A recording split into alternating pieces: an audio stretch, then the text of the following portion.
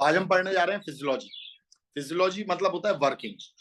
ठीक है, कैसे वर्किंग होगी, यानी हमारा जो वाटर का ट्रांसपोर्टेशन होता है, वाटर का क्या होता है, ट्रांसपोर्टेशन होता है, उसके लिए रिस्पॉन्सिबल कौन कौन से फोर्सेस होते हैं, कैसे वो ऊपर चढ़ता है कैसे नहीं चढ़ता है, ये सारी चीजों को हमें यहाँ पर देखना है फिजियोलॉजी में। तो फिजियोलॉजी में सबसे पहली बात कि आपको मालूम है रूट्स किस लिए होती हैं, ताकि सॉइल में एंटेंगल हो सके, ठीक है, और क्लोज कांटेक्ट रहे किससे, सराउंडिंग वाटर से, वाटर सराउंडिंग द सॉइल, उससे ये क्लोज कांटेक्ट में रहे रूट्स।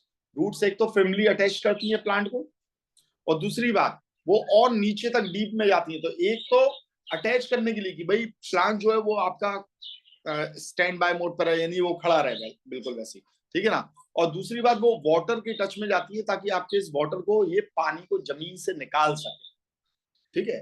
तो एब्जॉर्प्शन ऑफ वाटर को हम पढ़ने जा रहे हैं। तो रूट हेयर्स में सेल सैप होता है। मैंने आपको बताया था रूट हेयर, हेयर्स जो रहते हैं वो अपने आप में खुद एक यूनिसेलुलर होते हैं, और उनके अंदर वहां पर सॉल्ट्स का बहुत सारा कंसंट्रेशन होता है, सॉल्ट का बहुत सारा कंसंट्रेशन होता है, जिसे हम बोलते हैं सेल सैप। जिसकी वजह से क्या होता है, हाइयर कंसंट्रेशन होता है किसके अंदर, इस रूट हेयर के अंदर, किसके comparatively, to the soil of water. मतलब वाटर जो आपका यहां पर सॉइल में जो वाटर रहता है उसके कंपैरेटिवली इसका हाइयर कंसंट्रेशन हो जाता है इस सेल सेप की वजह से। और इस डिफरेंस की वजह से ऑस्मोसिस प्रोसेस चालू हो जाती है, और जो सॉइल वाटर होता है वो डिफ्यूज होता है किसमें, रूट हेयर में। रूट हेयर के अंदर डिफ्यूजन के थ्रू अंदर आ जाता है, ऑस्मोसिस के थ्रू अंदर आ जाता है, ऑस्मोसिस के थ्रू अंदर आ जाएगा, ठीक है, according to concentration gradient. Osmosis में मालूम है कंसंट्रेशन ग्रेडियंट काम करता है। तो सॉल्यूशन कहाँ है, जो सॉल्वेंट पार्टिकल है वो कहां से कहां मूव कर जाएंगे, कहां से कहां मूव करेंगे, हाइपोटोनिक सॉल्यूशन से हाइपरटोनिक सॉल्यूशन। तो यहाँ ऑस्मोसिस भी लगेगा और डिफ्यूजन प्रोसेस भी लगेगी, इसके पूरे के थ्रू ये अंदर आ जाएंगे। और इस टाइप के एब्जॉर्प्शन को हम कहते हैं पैसिव एब्जॉर्प्शन, क्योंकि देखो यहां पर कोई भी एनर्जी का खर्चा नहीं हो रहा है, ये अकॉर्डिंग टू कंसंट्रेशन ग्रेडियंट चल रहा है, ठीक है ना। अकॉर्डिंग टू कंसंट्रेशन ग्रेडियंट ये चलती है ऑस्मोसिस, तो इसे पैसिव एब्जॉर्प्शन कहा जाता है। Due to absorption of water root hair becomes turgid, root hair turgid हो जाते हैं, और सेल सेप क्या बन जाएगा, डाइल्यूट हो जाएगा।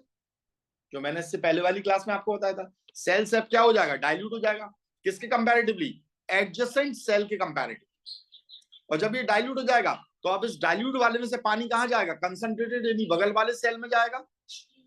जो एडजेसेंट सेल कहां मौजूद है, कॉर्टेक्स में मौजूद है, उसके कंपैरेटिवली जो रूट हेयर थे उनमें जो सेल सेप पड़ा हुआ था वो डाइल्यूट हो गया।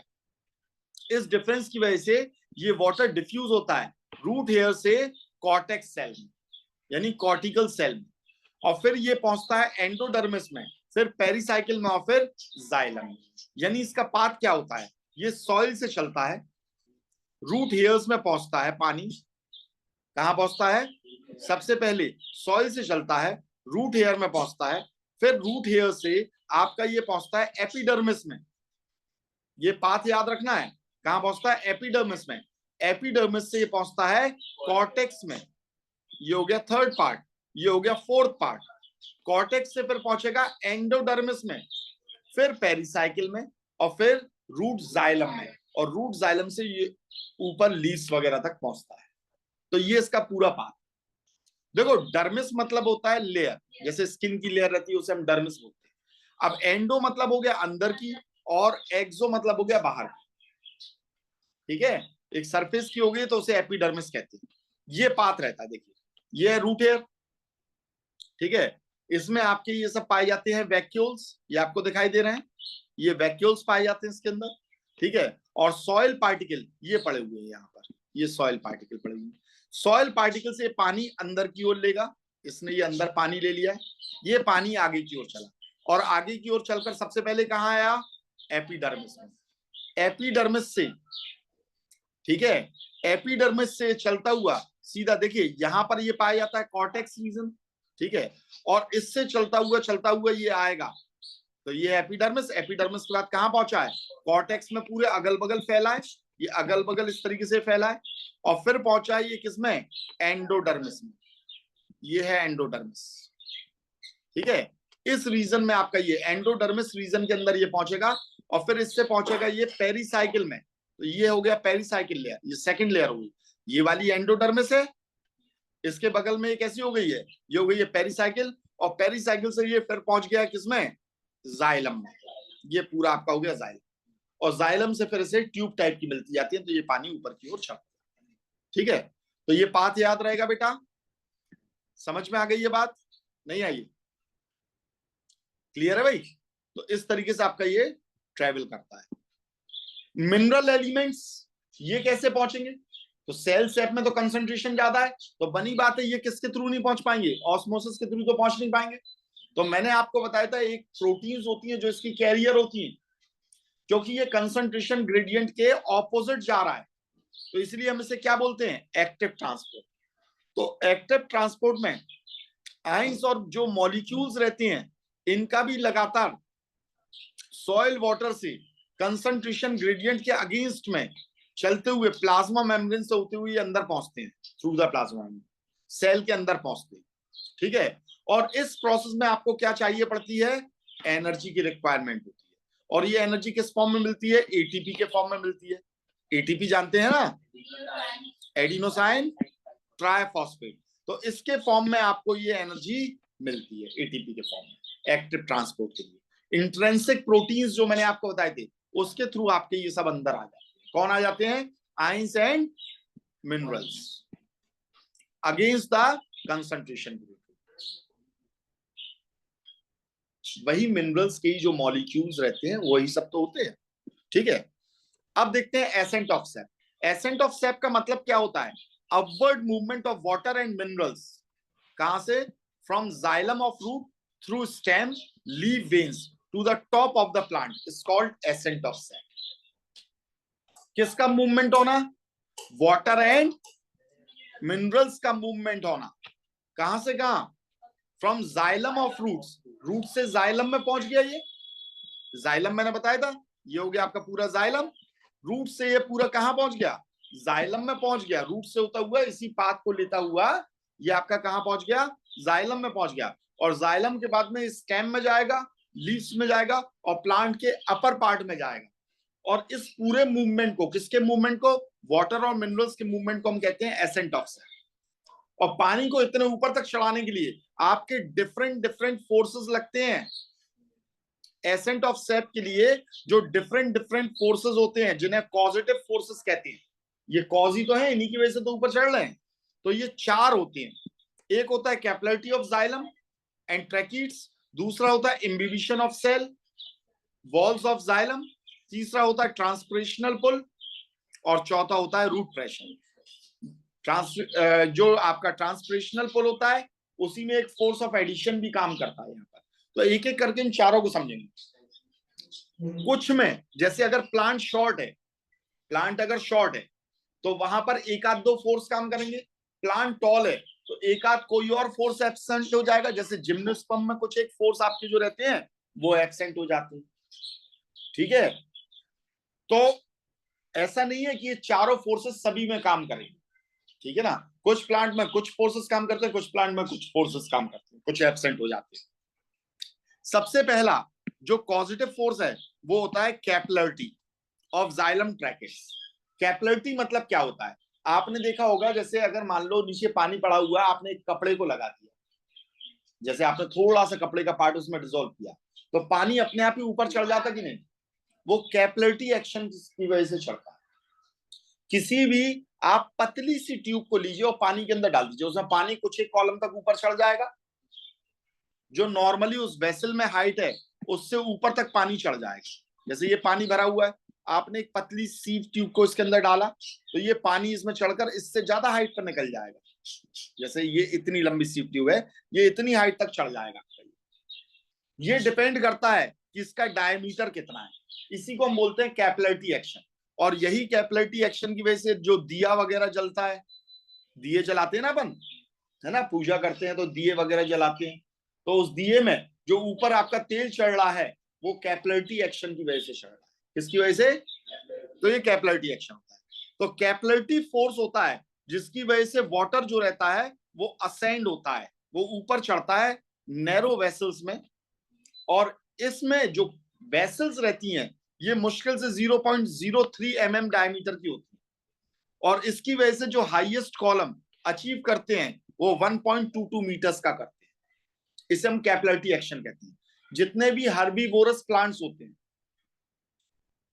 हर्बेशियस प्लांट, हर्बीवोरस बोल रहा हूं, हर्बेशियस प्लांट, हर्बेशियस यानी कि जो हर्ब्स हैं, हर्ब्स यानी कि जो शॉर्ट हाइट के रहते हैं, उनमें कैपिलरिटी एक्शन ही काफी होता है पानी को ऊपर तक पहुंचाने के लिए। शॉर्ट हाइट के हैं भाई, ग्रास हो गया, घर में जो अपन प्लांट्स लगा रहे हैं छोटे मोटे, उन सब में, ठीक है, उन सब में कैपिलरिटी एक्शन ही काफी होता है ऊपर तक पानी को चढ़ाने के, ठीक है।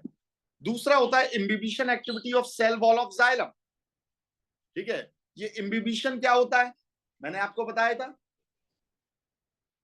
कि नहीं बताया था?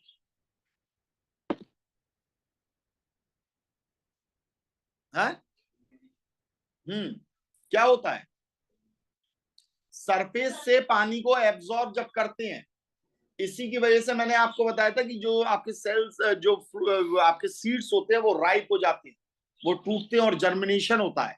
अपने सरफेस पर ये एब्जॉर्ब करते हैं पानी को, सरफेस पर एब्जॉर्ब करते हैं, इसी वजह से आपके डोज वगैरह जो रहते हैं वो फूल जाते हैं, ठीक है ना। हाँ, तो earlier it was believed that for ascent of cell, ascent of cell के लिए इम्बिबिशन एक्टिविटी को ही मेन माना जाता था of the wall of xylem, and is responsible, और यही रिस्पॉन्सिबल होती थी पूरी एसेंट ऑफ सेप के लिए।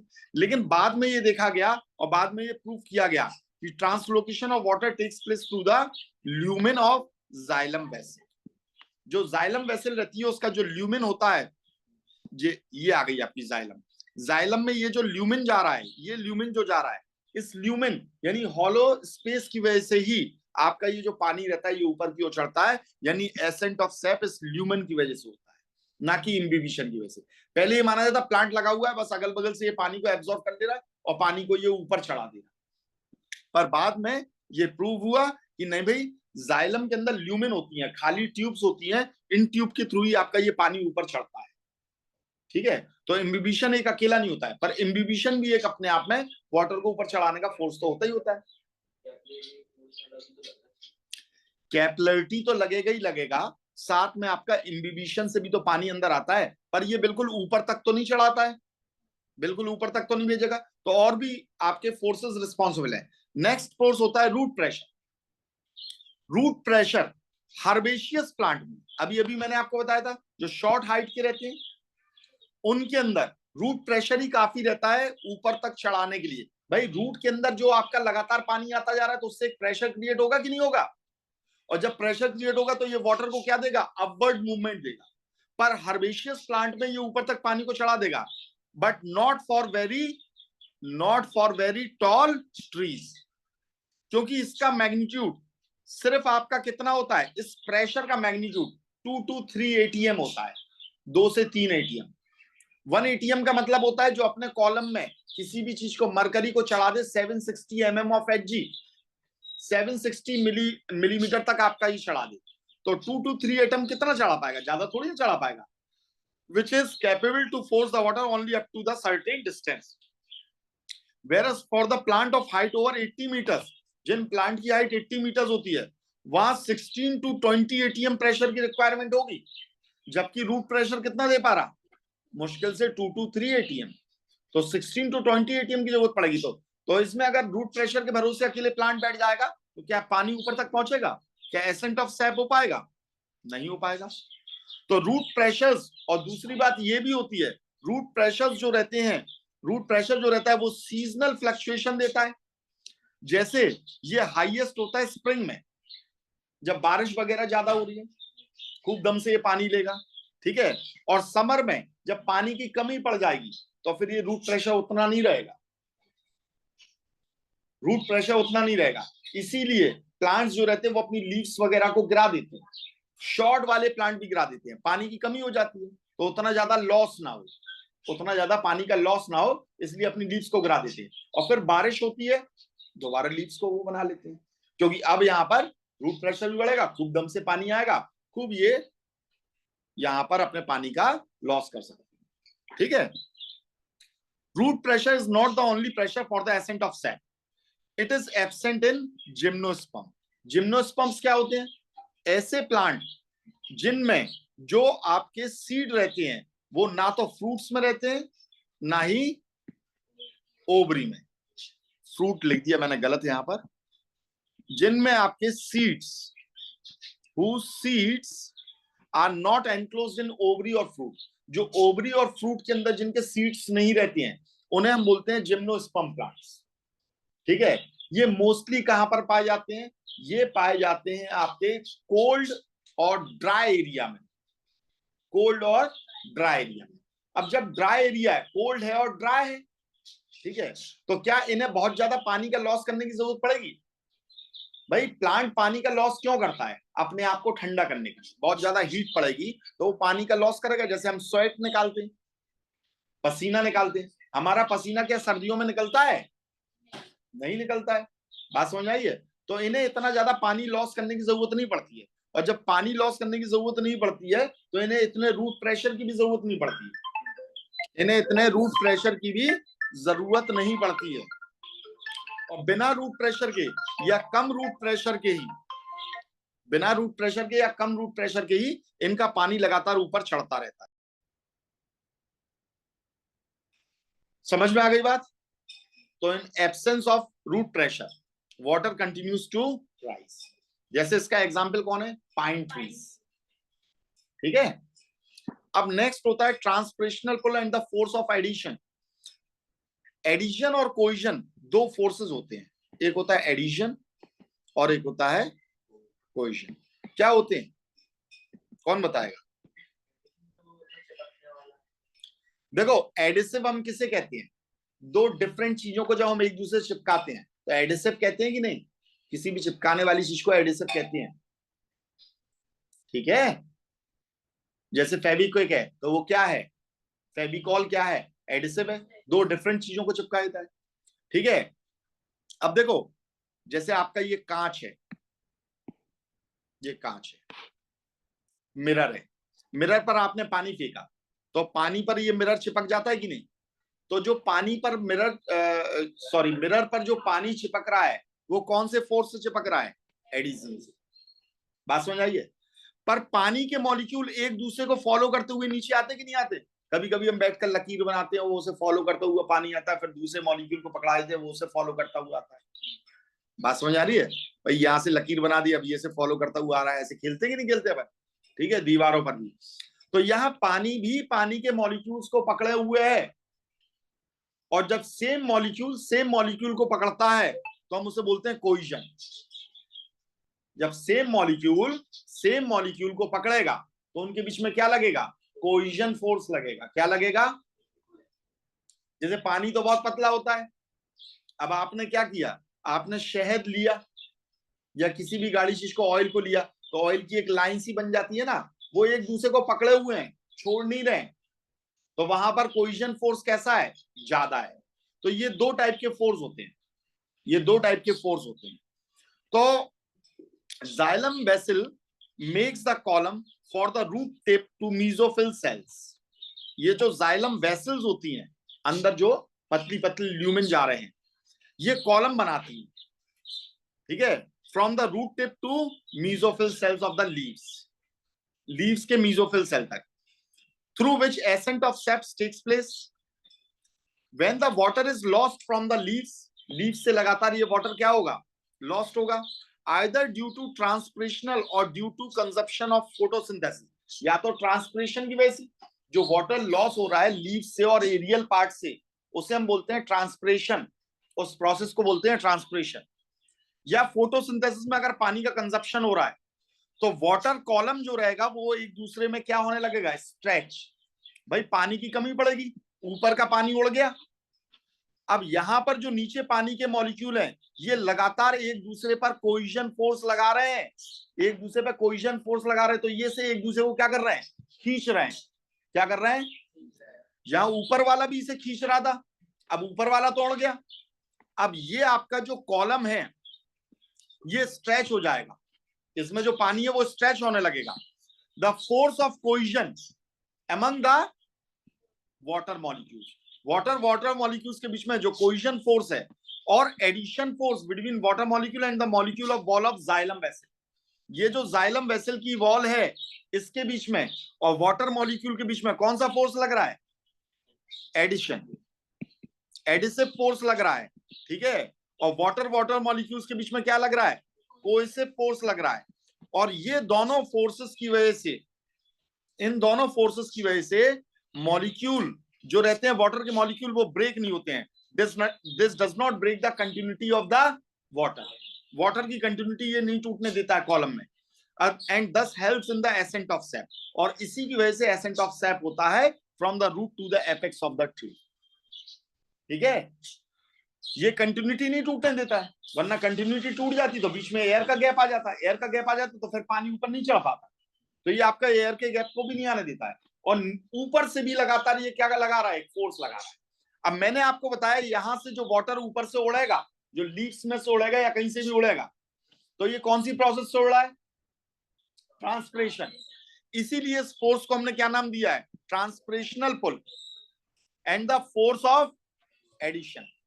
कायदे से यहां कोएसिव फोर्स भी लगाना चाहिए। इसकी वजह से भी एक लगातार प्रेशर जनरेट हो रहा है कि नहीं हो रहा है?